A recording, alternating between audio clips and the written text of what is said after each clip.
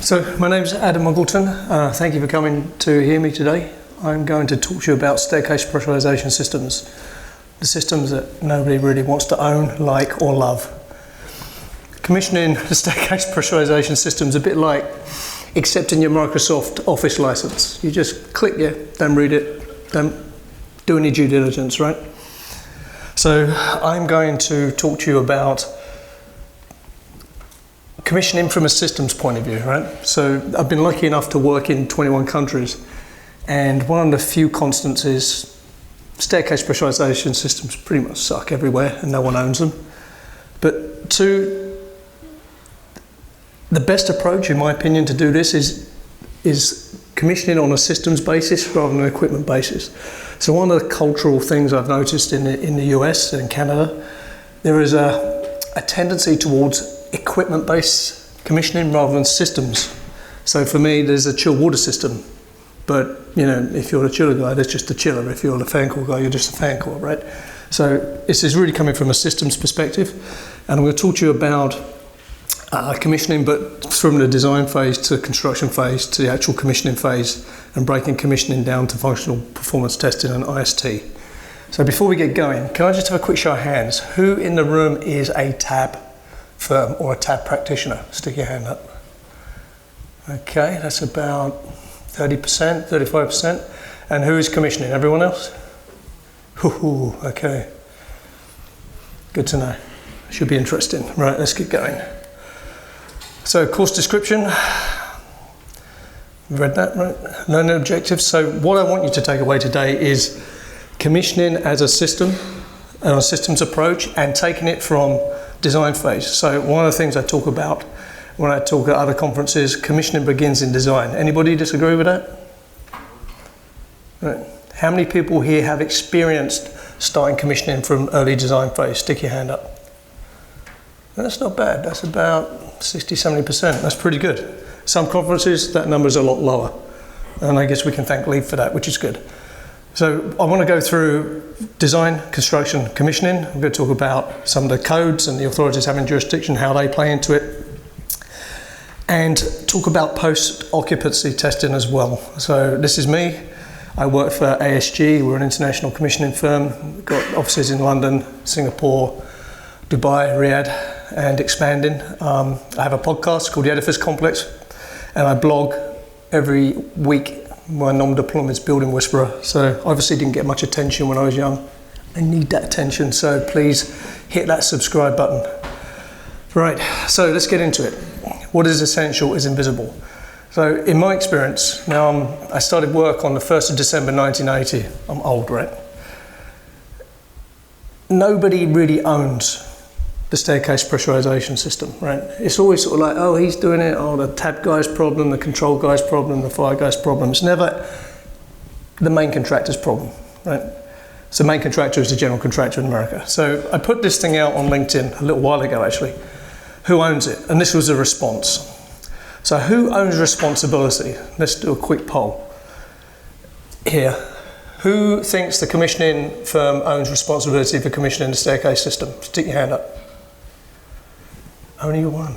You're brave. So I hope your PI insurance is well covered.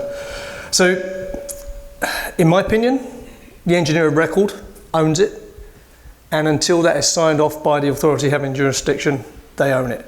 Who owns the delivery? In my opinion, that is the general contractor, right? Because it's a system. It involves the stairs, the staircase, the quality of the construction of the staircase, the quality of installation of the doors, the gaskets around the doors, the closers, the whole thing, right? It's not just the air system.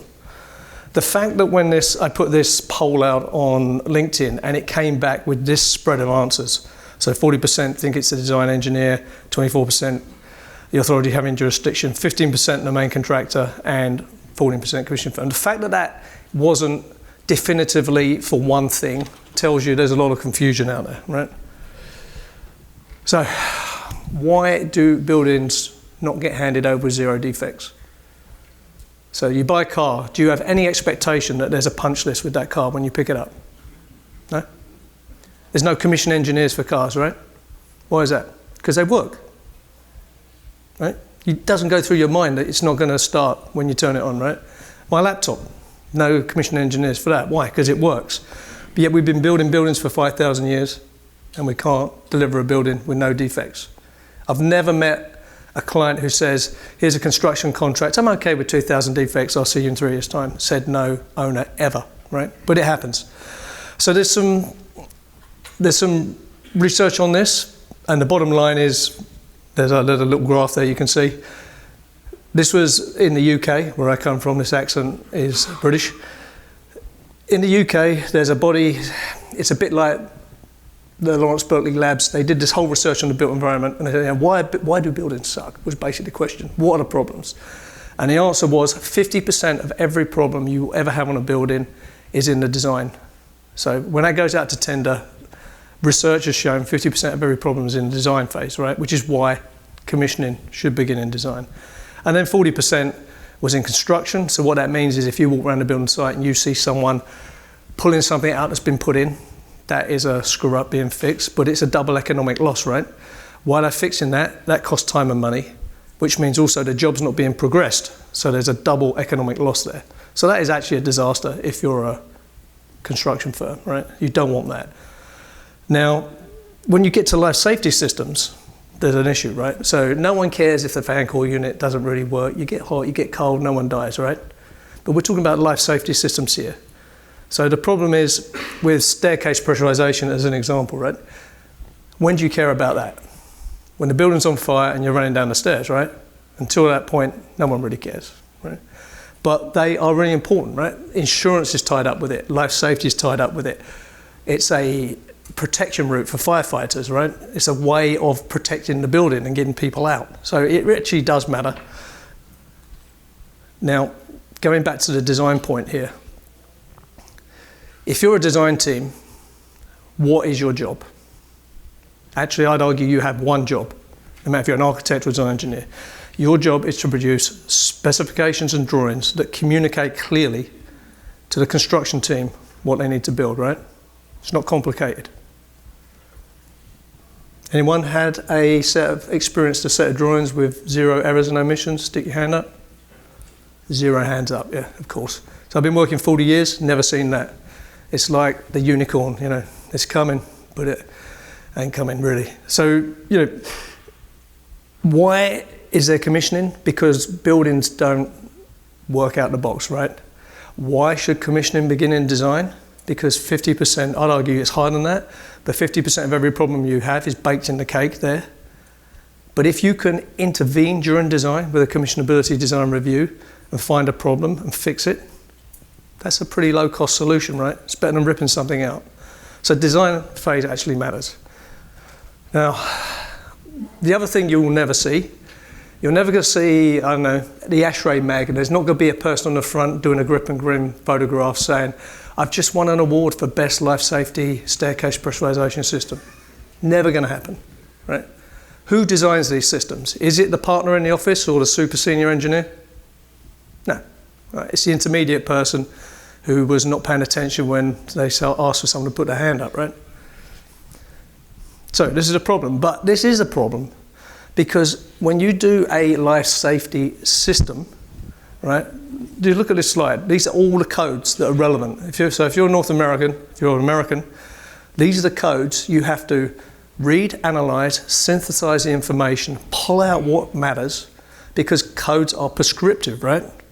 So, you know, if you're designing the most environmentally friendly carbon, low carbon, I don't know, VAV system in the world, there is some prescription in that, but a lot of it is engineering license, right? Whereas when you're designing a life safety system, it's really about prescription. And that prescription is in 20 different codes, 20 different standards. Then you've got the authority having jurisdiction have their say as well, right? So, you know, so let's recap. We've given this design task to an intermediate engineer who's probably not being supervised by a senior engineer. Then we're asking them to make sure they've absorbed all this information, synthesized out what they need to do, and then made sure their design meets the prescribed requirements to save somebody's life, right? So my point there is, you know, it is serious. It matters. So, design steps. So the slide, by the way, the slides are all in your app, and if you want to copy the slides and you need them, I can send them to you, so don't worry about taking notes.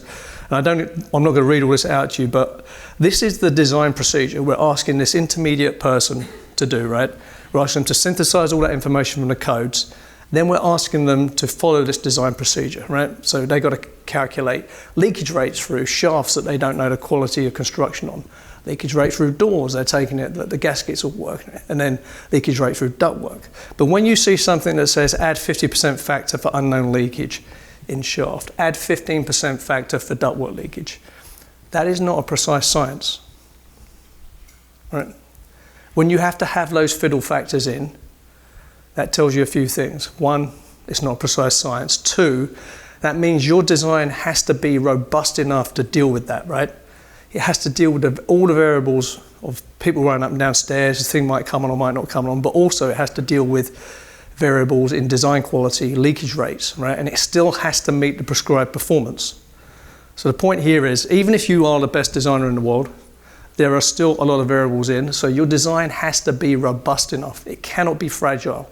It has to be anti-fragile. God, I sound American there, anti-fragile, if you're a Brit. So there are design objectives, right? So as a commissioning person, I'm always beginning with the end in mind, right? I want to know, okay, well, if one day I'm going to test this system, I need to know how many doors I need open, what flow rate I'm trying to achieve, what pressure I'm trying to achieve, what door force I'm trying to achieve, right? So designers, it's on them to know that, right? That's one of the first questions I would ask a designer in a design review, are you aware of how I'm going to test this? 50% of the time the answer is no, actually. But the point is, you got to know, right? And if you're the commissioning person and the TAP person, in many cases, you've got to know these requirements. Now, every jurisdiction has some different twists on it. And internationally, there's different twists. So a lot of jurisdictions I work in follow a British standard, which is different. But either way, you got to know, right? So, risk mitigation. Again, not going to read this out, but from a design point of view, right? If I'm the intermediate designer designing this, I don't want my firm to get sued. I don't want to get fired, right? So I've got to meet the prescribed requirements. Then I've got to design for robustness, right? Then I've got to make sure it's going to get through the authority having jurisdiction, which is normally a CFD type analysis, right? And then I've got to consider all the other disciplines in it.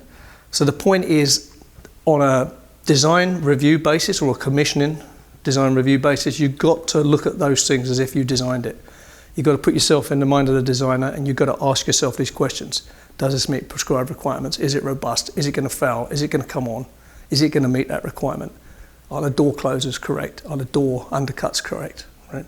All these things have to be taken into consideration. So, from a design point of view, put yourself in the mind of the designer. From a construction point of view, so this is where we really get into the Microsoft license analogy, right? So a lot of general contractors I've worked with do not really accept that this is their job. Oh, I've pushed that down to the fire engineer, I've pushed that down to the fire alarm person, I've pushed it down to the tab person. Oh, the commissioning guy's going to come in, he's going to sprinkle magic dust on it, it's all going to work, right? No. So as commissioning providers, I think you should really be in conversation as early as possible with the main contractor and try and get them to own a responsibility. So we're talking about the difference here between responsibility and accountability, right? So if I'm accountable for something, and I'm the main contractor, the general contractor, I can still delegate responsibility for certain things, right? But I've still got to own the accountability of that. And this is where I think the disconnect exists in a lot of contracting places. It's not an American thing, it's a worldwide thing. So a lot of contractors go, well, I've given that order to the tab guy, that is his problem. Yes, it's his responsibility to do it, but it's the general contractor's responsibility to make sure he does it right, make sure he coordinates with all the other players involved, and make sure the authority having jurisdiction get the demonstration they need to sign it off, right? That's the accountability. So, if you're below that level of accountability, you've always got to push the GC to own it, because you need cooperation from the GC, right? You need them to be on board with this. So the other problem with construction is staircases are probably one of the best ways to move man and materials through a building, right? So, I can't think I've ever seen one construction schedule where they've actually planned to test the staircase properly on a high-rise, because they always want the staircases over to move people through. So you wind up doing it out of hours for extra money, sometimes, right? Maybe. So the point is here, if you're involved early, hopefully you're involved from design, then you're involved in early construction. The key there, I think, as a commissioning professional, is to advise the main contractor, try and get them on board and give them advice on how to schedule, try and get them to carve out schedule time or accept early that they're going to do this out of hours, right? So get that scheduling programmed out and get them to understand it is a system. It's not just a bit of ductwork blowing some air in the staircase. It's a system that interlinks. So that diagram you see on this slide here is my attempt at a systems diagram. All the components in this diagram are part of the staircase pressurization system, right? So we're talking about the staircase, the fire alarm, the emergency lighting, the door furniture, the construction of the staircase, the interface with the PA system, the interface with the elevators. These are all things that matter. They are all designed to work in concert on that day that there's a fire and everyone's running down the stairs, right? They all interact with each other. This is an IST thing, which we'll come on to.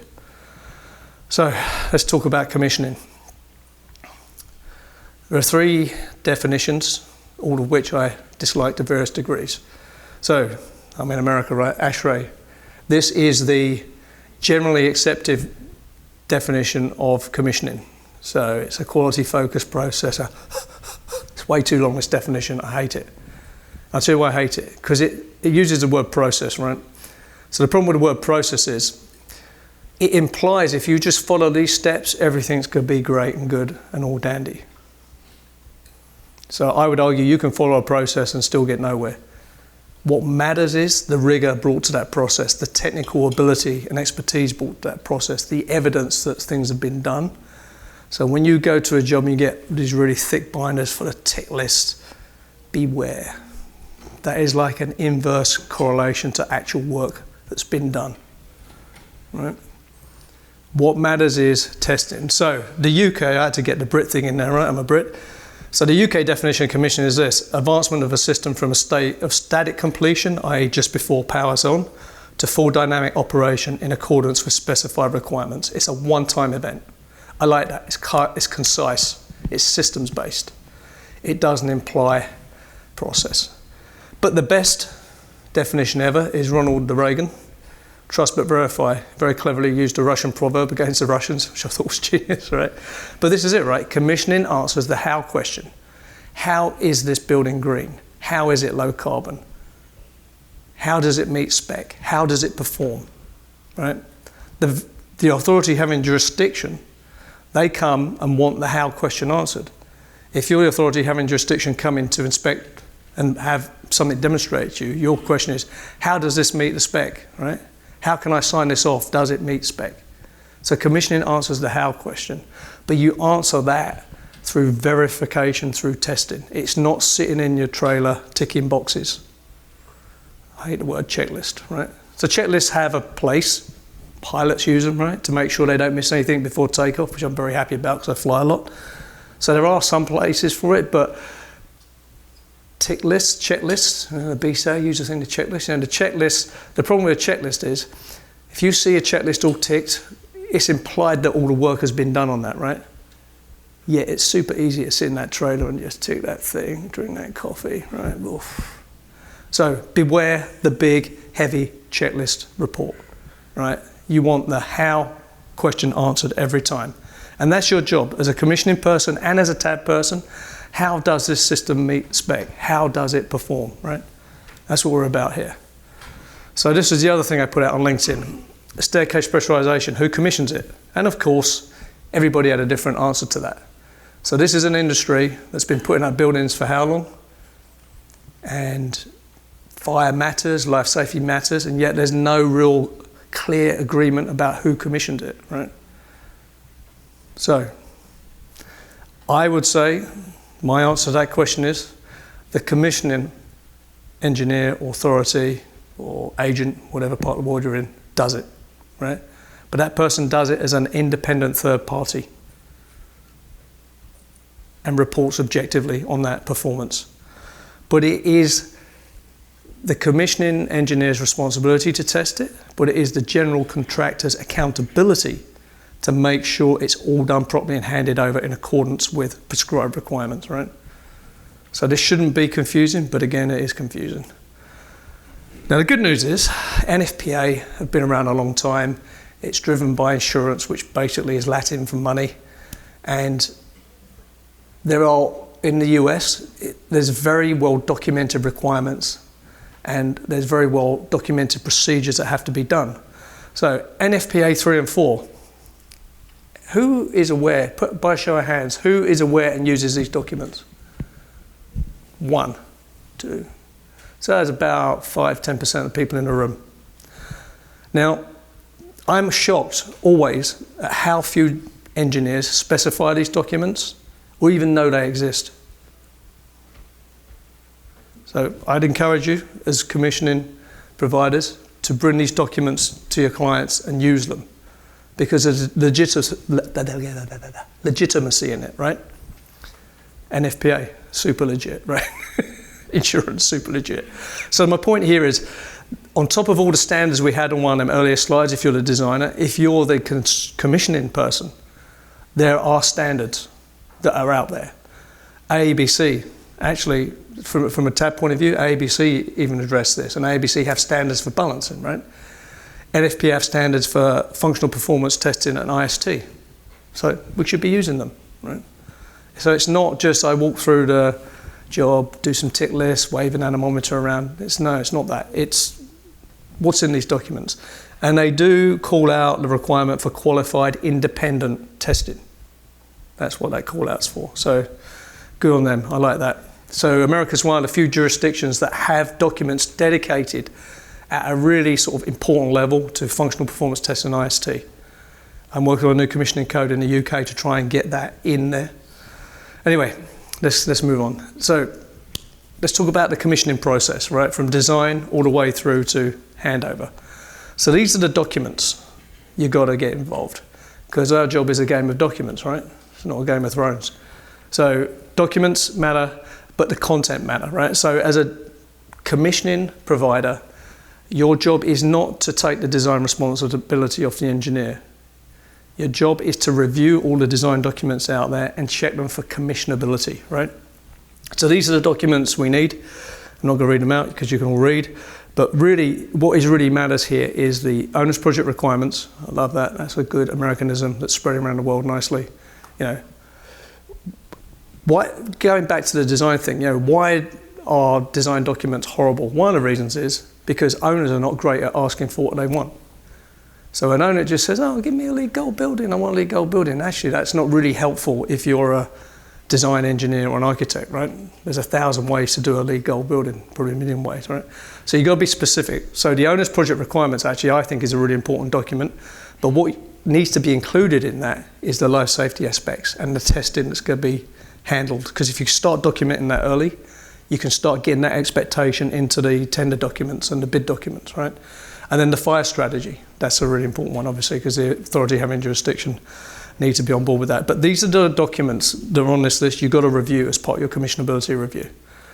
And this really, I'm a big fan of network diagrams and planning. So if you hire me on your job, 1, I'm expensive, congratulations. But 2, I like to plan out using logic diagrams, right? So the reason I use logic diagrams, this is like a dimensionless schedule. There's no resources and no time on these diagrams, but you can get people to agree to the basic logic, which is we're going to do this before this and this order and we're going to do that. And then you can say, okay, we've all agreed that, good, everyone's nodding right now, you can put the resources on it. So these are the steps for design phase commissioning. I'm going to review the OPR, the fire strategy, the drawings and specs, any calculations and any cause and effects matrix. Do you use that terminology here, cause and effects matrix? All right, I'll explain that later. It's a really important document. And then I'm going to produce a commissionability report, right? So if you're a commissioning agent, you've got to show proof of work. We need some footprints in the snow. You can't just go, yeah, I looked at it, it looks all right to me, Bob, see ya. You've got to write a report. I reviewed these documents. This is what I found. These are the commissioning issues. This is what I suggest and recommend you address. And you've got to do all this without adopting responsibility for design and having your insurance trigger. So the output from the design phase commissioning is a commissionability report and also a design phase commissioning plan. So why am I doing a design phase commissioning plan? Because if you map out early before you go out to bid to the main contractor and subcontractors, the commissioning process, who's who in the zoo, who does what when, and that is adopted into the bid documents, then there's no argument later on that you didn't know you were doing commissioning, you didn't know what your part in it was. So I recommend to all my clients that we have a design phase commissioning plan. So let's talk about Dr. Fauci. Right. Now the good news is, before he came along, I was always talking about flattening the curve and no one understood what I was talking about. So again, thank you, Dr. Fauci, right?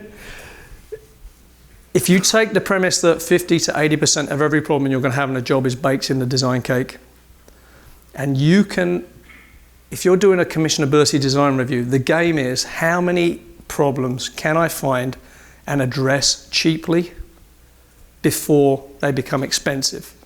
And they become expensive immediately after the contractor is on board, right? So if I find a problem during design, I'll give you an example. I did a hospital job in Canada, did a design review, and someone had put a multi-leaf VCD in front of every VAV box on the primary side. It was just a junior engineer, it was a mistake, you don't need that. So we got them all taken out. So I charged $5,000 for that review, and we saved $60,000 in cost. And all it took was someone opening a CAD drawing and going delete, delete, delete, delete, delete. Literally took 15 minutes.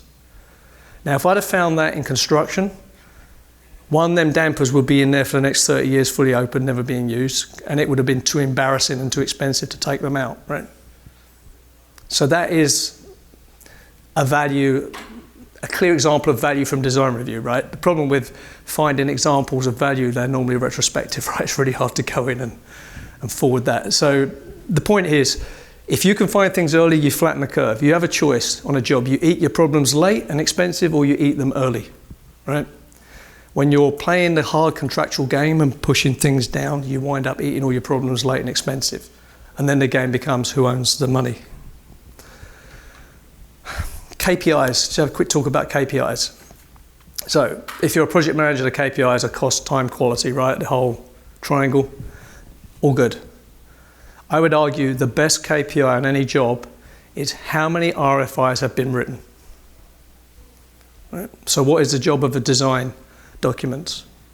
To communicate clearly what to build and how to build it and what standards to build it to, right? So there's two types of RFI in the world. There's the ones where contractors can't be bothered to read the spec or the documents, so you just answer them, please read the spec. But there's genuine RFIs where they open the drawings and the drawings are not coordinated properly, there's mistakes on them, there's errors and omissions.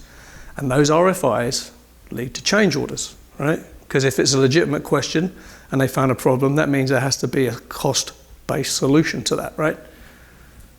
So the RFIs, in my opinion, are a referendum on the quality of the design documents. If you go on a job and there's a gazillion being a technical term, RFIs, that tells me the design was incomplete or uncoordinated or just plain not good. And then the contractors have a legitimate way to get extra money, good for them. But the problem with that is you wind up never knowing how many you're going to find as you go along, right? So what the disaster is, you're like a month before handover, and then all of a sudden a massive problem erupts out of nowhere. So RFIs are a referendum on your design team. So if you're doing if you're a design and build contractor, judge your design team on the RFIs that come out of their work. When I go on a job, if I get on a job late and I've not been engaged during design phase, I always write my RFI, right? I always get it in there early.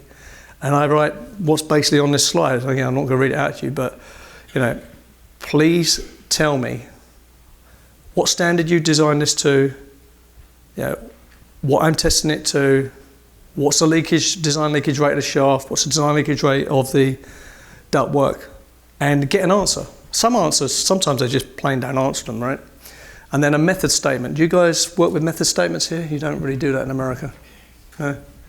So in other jurisdictions, a method statement is where you have to, before you do the work, you have to describe how you're going to do it in a safe way. And then if someone dies, you go to jail. They pull the method statement out. Oh yeah, right, didn't do that. Boom. It's a UK thing.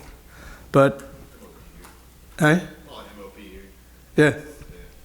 So they matter, and again, they've got to reflect what's going on, particularly with life safety systems, right? So, this is the normal reaction I get when I tell a design engineer I'm going to do a commissionability review. Gotta love Mel Gibson, right? It's an Australian, American, Scotsman. Love that.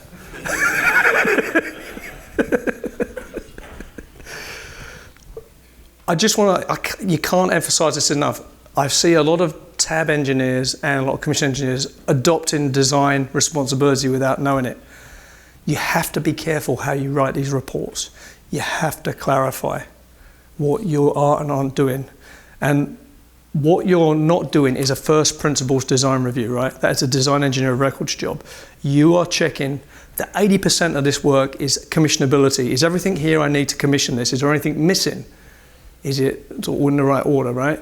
But there are also the other 20% is you're looking at the drawings in detail. You're going to find errors and omissions that some people have missed. There's nothing wrong with that. You just say, I was looking at drawings, I saw this, and this, letting you know.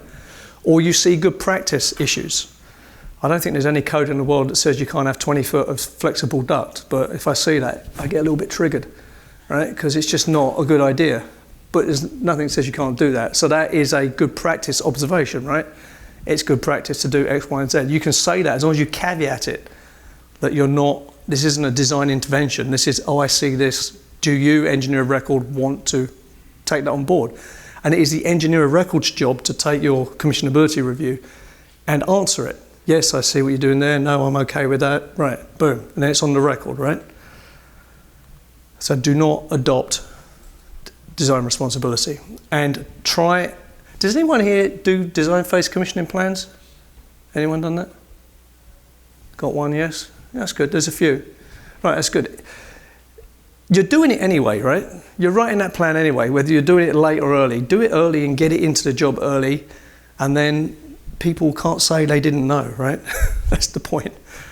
So construction phase, these are the documents I want to review, and this is a construction phase process. So the big thing for me at the start of construction is having a kick-off meeting. So anyone here know that, guys? Unbox therapy, YouTube? No? Am I just like a 58-year-old teenager who watches YouTube? Looks that way. Okay. Right, so this guy's bigger than Joe Rogan, right? He does unbox therapy. He just unboxes stuff, and it's pretty funny. So for me, the project kickoff meeting is like the unboxing meeting for the project. I like to get everyone in the room and then just go through that commissioning plan. This is what we're doing. This is what we're not doing. This is who's responsible for what. This is when we're doing it. Are there any questions? And I have like almost like a political rally where you just have everyone ask every question until there's no more questions. So that way you've got this, some good things come out of that. One, everyone's had it explained to them who the commissioning person is. It's not a magic person, it's not a wizard, they're not going to fix design problems, right? And also there's like this, okay, we're officially in play now, we're going forward.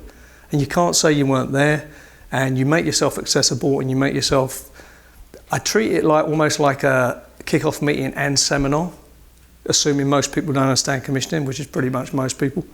So again, I'd recommend you doing that. It's a really good tool, and it's a way of sort of reducing conflict early, because some people come in and go, oh, if I get a nice commissioning guy, I'm going to get this dude now, right? Don't want that. So the idea is to keep the conflict low through just answering any question that comes up.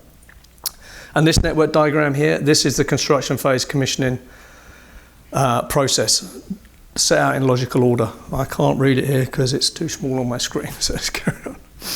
So let's get into commissioning phase. So I break commissioning phase,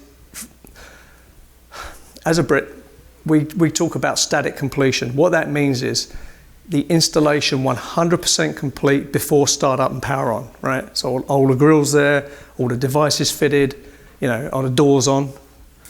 And then dynamic commissioning is once power is on and things are started up, right? And that's when we start doing functional performance testing. So I break down commissioning from like power on, sort of like functional performance testing, and then IST as a separate phase.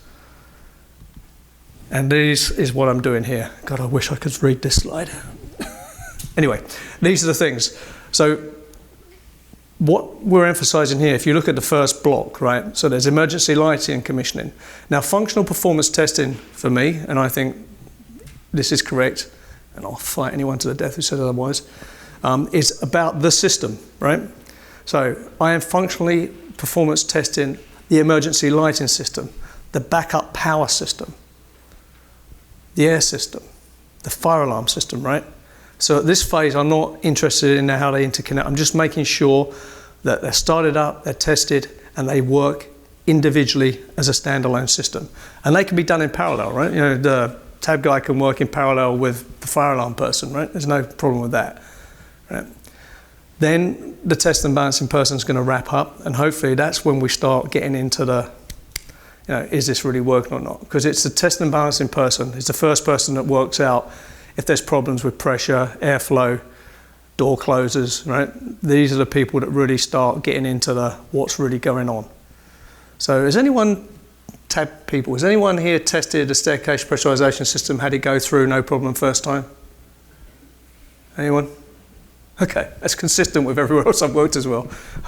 I was frightened you guys might be super good. So the point is, the test and balancing person starts to become very important in this process, right? And this is the problems they find have to be addressed, and then we got to get them resolved. And then this is where you've got to have this whole team thing going on, right? The system. The test and balancing person cannot solve a controls issue, a leaky shaft issue on their own. This has to be driven by the commissioning authority as part of the commissioning team, and it has to include the general contractor and the subcontractors, right? Then we're going to get into the functional performance scripts. So again, this is NFPA 3. Who knew, right? NFPA 3. So they have some sort of like generic scripts at the back. The problem with generic scripts is they're generic. So in my view, everything generic is like 80%. You still got to put on the 20% that makes it like real and job specific. So the functional performance testing, again, this is where the commissioning people come in. So the individual specialists have done their work, the tab guys found the problems and they've been fixed. And now we're doing the functional performance testing of the system, right? And the various systems within it. So we're functionally going to performance test the lighting system, the power system. You're testing that power, you know, with standby fuel as well. We're testing the air system, we're testing the control system, the fire alarm system, right? All the PA system, the interlock with the elevator and the fire alarm system, that one. 40 years in, I've never seen that work first time. Everyone goes, oh, who's wiring that up? Turns out nobody. That's always a change order.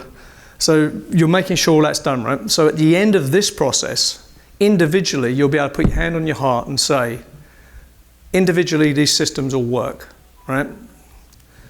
And this is a really important point here, right? There are 100 variations on the staircase pressurization system. I'm looking at a job in Dubai at the moment where some genius value engineered the sheet metal ductwork out and decided they were going to do it in sheetrock. Awesome. Obviously not working. Yeah. I've worked on a job in Dubai where they value engineered out the pressure relief dampers. Money, right? Who cares? Because this is the problem with value engineering. Everyone who makes that decision is long gone when the building's on fire and everyone's running down the stairs, right? So the problem with value engineering is there's no consequences to a bad work, which is the story of our whole industry. But the other thing that really matters here is, I've been talking about systems and quality of staircase and quality of everything. This performance of this system, the fragility or not of this system, comes down to a static pressure sensor somewhere in that staircase, right? So talking about, imagine your mum running down them steps and her life depends on a $250 sensor that you're hoping has been calibrated, set up properly, and is working properly as part of that whole system. Feeling comfortable with that? I know I'm not. Now on high rises and multiple, on super high rises there's multiple sensors, hopefully there's VFDs, but there are single points of failure here, right? And as a commissioning authority, agent, engineer, you've got to focus on these. You've got to test these to destruction. There is an optimum set point for that. So it's a single point of failure, but it's also a single point of effectiveness, right? There's never I've never had a controls engineer come to me and say, Adam, give me the set point for that static pressure sensor. I really need it so I finish my job. They just go, yeah, I've just set that at 50, I'm out of here, boom. Right? So it's on the commissioning person to bring that together and make sure that set point is in. It's an empirical set point. So it's not like I think it's 250 PA or an inch. You know, I've tested it, and based on all the various factors and leakage rates, that needs to be this, right? And it's an empirical set point, and it's recorded in multiple places in that commissioning report. Ideally, there's a schematic and there's a number on there so that if the FM team need to reset it or change it out, they can. Right? Testing the pressure relief damper, but that as a single point of failure, a single point of fragility, has to be investigated very, very intensely during the commissioning process. Again, this is, if you get a PDF of this is all high res, so you can blow it up. There are lots of, I love the word KPI, right? Because I've got a degree in project management, so. NFPA have requirements for how fast should a damper open? How fast should a damper open and then a fan start? How fast should the standby power come on? Right? There are, so this is just for a North American audience. This is just a series of requirements that need to be tested and verified that are called out in all them documents I had in that earlier slide. So there are standards for the fire alarm levels, the lighting levels, the standby power, right? How fast everything happens, what sequence it all happens in. These are all called out in NFPA. And in theory, the commissioning agent is supposed to know them, put them into their functional testing and record them, right? As a record. So again, that's what this is. So if you want that, you can get it and you can just open it up. But this goes down to like, you know, the damper should open in this so many seconds and the fan should start in so many seconds. Right, IST. This is really what it's all about. This is the culmination of everything, and this is what matters. So IST, integrated systems testing. What this is how does this system interface with this system, right? So if you go back to the systems diagram, we got staircase, we got ductwork, we got fire alarm, PA, elevators, lighting, blah, blah, blah, blah, blah, right? These all have to work in conjunction with each other, and they're designed to work in conjunction with each other, right? And there are interfaces, some hardware, some software interfaces between them. These have to be tested during integrated systems testing. So this is the network, logic network for that. So what are the inputs to this? You need a cause and effect matrix. So what's a cause and effect matrix? Let's use this, right? So this is how I explain it. When there's a fire event or an event, right? Fire alarm gets pulled. A series of things happen, right? Certain air handling units go off. The elevator's ground. Certain things come on, certain things go off, and this all happens in a certain order. That is, the cause is the fire alarm pull, and the effects are this, this, this, and this. So that's normally presented in a matrix format, and that has to be tested. That's the IST test. And when you demonstrate the staircase pressurization system, you're supposed to demonstrate it on standby power, because that's its normal sort of like working mode, right? That's the mode when your mum's running down the stairs, the generator's come on, there's enough fuel in it, it's kicked in, everything's running, and mum gets out, right? So you have to test it in that mode. And you have to test, so there's a series of tests you do, and they're called out here, but there's a series of tests like, you start off with a condition that is normal, right? Then you set the fire alarm off, then you see the things come on, then you test it, then you see it go back on to normal power. All these sequences have to be tested. Now, let's say we've done all that, right? Anyone here seen this HBO show, Chernobyl? Awesome, right? It's like car crash TV. It's so grim, but you can't stop watching it. It's so good, right? And at the end of this show, because I'm a nerd, and so the end of the show is the trial. They're trying to work out who did what, and obviously this is Russia, someone's got to go against the wall and get shot, right? So there's some poor guy who was put in charge of cleaning this all up, and he gets up and makes a speech, and he describes why this thing blew up, right? And what he describes is a cascade failure. This didn't get done, and this didn't get done, which led to this, which led to this, which led to boom, right? So what he gets up and says is, The problems on this job was no one could speak to power and hear the word no, right? That's generally general contractors can be a bit like that. And he said, and because the job was late and no one could hear the word no, we didn't do any IST and we didn't test a standby generator, which meant a valve that should have opened to bring cooling in didn't open. Boom, boom, boom, cascade, cascade, bang.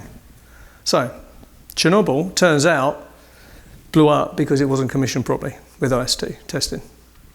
True story, if you believe HBO, which I do, because all the actors were Brits.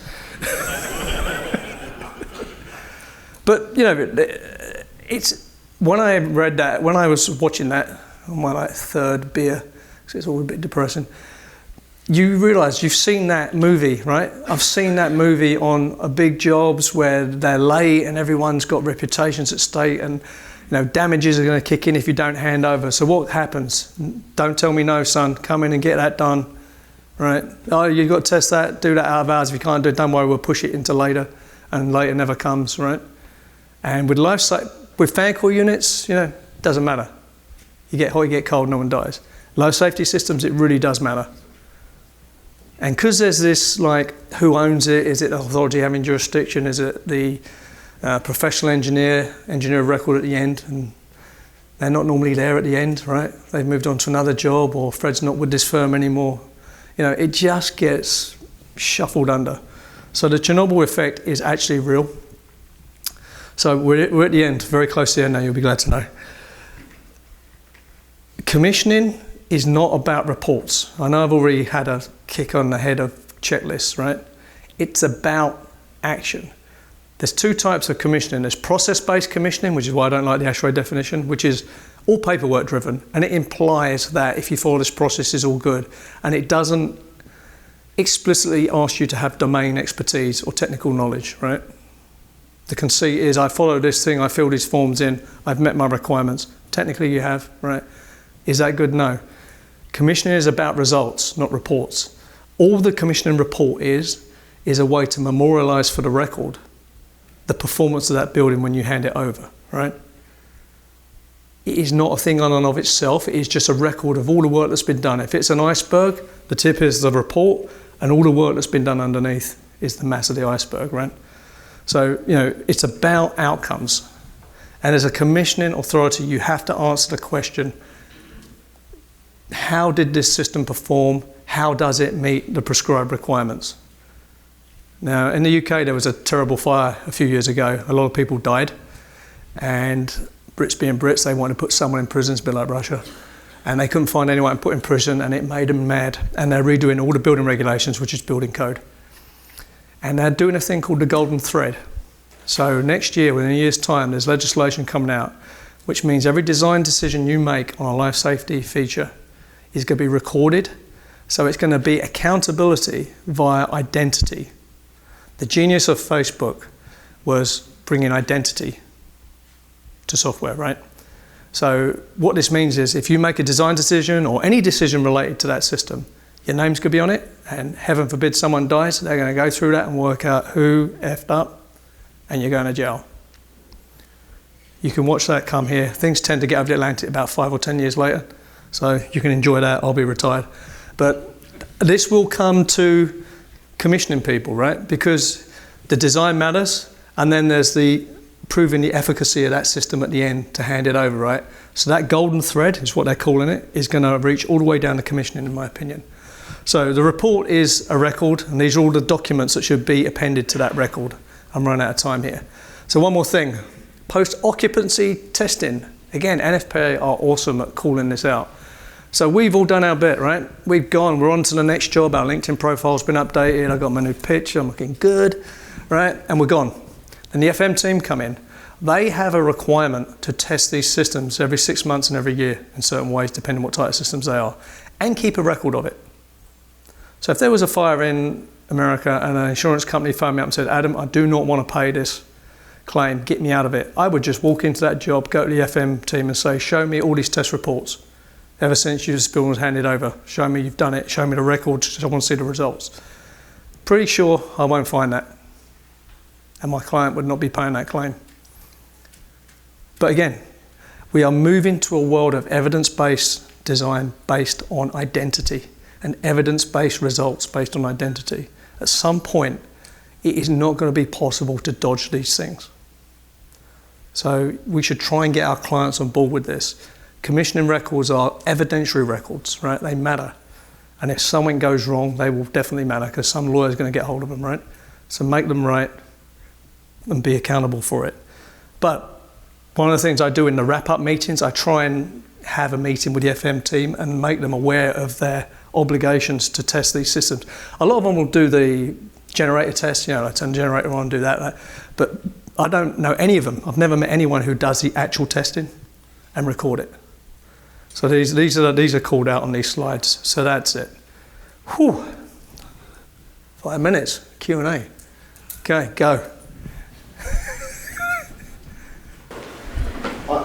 What percentage of, so we have to issue, the whole team produces a smoke control permit where we're at? Yeah. And so essentially it's like you have to have the testing plan, you have to have the design, it all goes in during construction. Yeah. The construction team identifies who's going to do what. Do you see that anywhere else?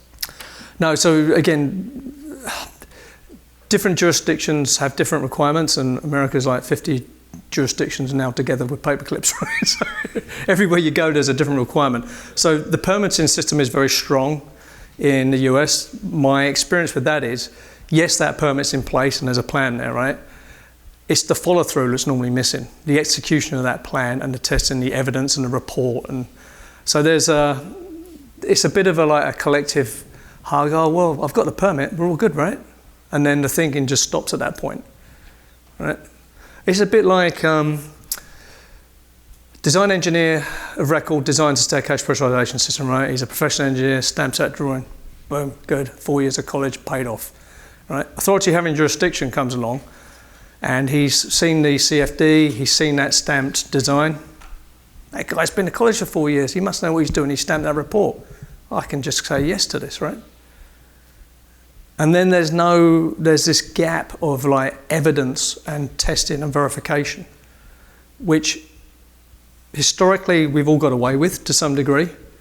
And the more permits and the more officials involved, strangely, the more you get away with it, because everyone thinks, well, I've got this permit, I'm good. I've got this guy's coming, had a meeting with me, I'm good, right? But I think we're going to be moving away from that to evidence. So, it's unfortunately the way it will manifest itself is the way it did in the UK with this horrible fire where people died. It takes an event to create a change, right? And what it will do in our business, it will create someone getting sued and put out of business to create that accountability going forward. So where we live, you have to produce a smoke control permit. Yeah. We write a testing plan as a third-party agency. The designer of record has to come out and witness after we're all said and done that the building operates as designed, and then you issue a 72-hour letter to the authority having jurisdiction, and then you come out and essentially perform an integrated systems test for the authority having jurisdiction. Does that include all the other systems like the lighting, the power? So it does include emergency generator. EM lighting is starting to make its way more into that requirement, but as far as just the smoke control system, stairwell pressurization, that is not part of it right now. Yeah. It's just... I mean, that sounds like quite a formal process actually, and that's unusual what you've just described. I don't see that in many places. America is a bit more, so the projects, I've worked in America a lot over my career, and it's interesting here because it's quite a litigious place. And there's consequences sometimes if you really screw up, right? And there's a lot of formality on permitting here, and sometimes that can lead to a more rigid, better outcome, but it's a bit hit and miss depending what jurisdiction you're in within the states, right? Well, I mean, it's even worse here. We are from a home rule state, so every city has its own set of building codes. So this is just one. Yeah, so there's layers and layers and layers and layers. So in Australia, they went down the free market self-certification route.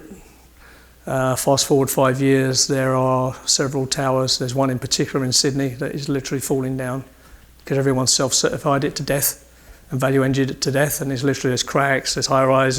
It's literally in danger of being condemned at the moment. So that's the opposite end of what you just described, right? You've got self-certification at one end and you've got bureaucracy at the other. And I think the way you square all of that is with independent verification that stands as a record.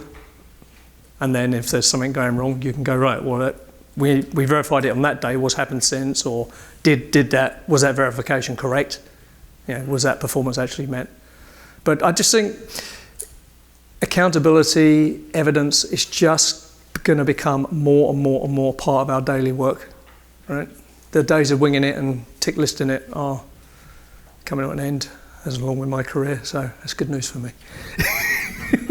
I'm 58, so I'm old, sorry. Adam, you showed and talked single point of failure and single point of effectiveness. Yeah.